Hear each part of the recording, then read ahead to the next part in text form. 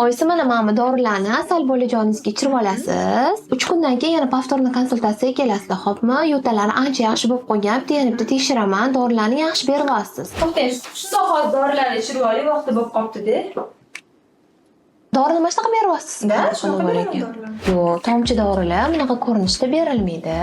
Bu sizni birinchi bolangiz-da, shuning uchun bilmayapsiz. Keling, o'rgataman. Birinchi navbatda bu ochiq holatda saqlanmaydi. Qoshiq toza bo'lishi kerak. Ikkinchidan, uyga borib ichirasiz bu dorini. Birinchi navbatda dori ochilishidan oldin yaxshilab chayqatilinadi, chunki ularning tarkibida cho'kma paydo bo'lib qolishi mumkin. Undan keyin buni ochasiz, chayqatganingizdan keyin buni soldingiz. 1 2 3 4 5 ta tomchi dedim.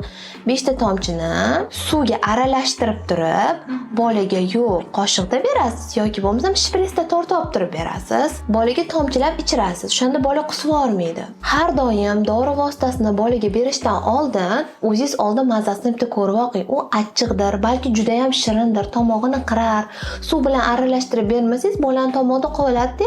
Ana undan keyin, voy, cho'ta ovoz o'zgarib qoldi, boshqacha bo'lib qoldi-ya deysiz. Shirin dori bo'ladigan bo'lsa, shuning uchun har doim suvga aralashtirib berasiz va orqasidan yana suv ichirib olasiz.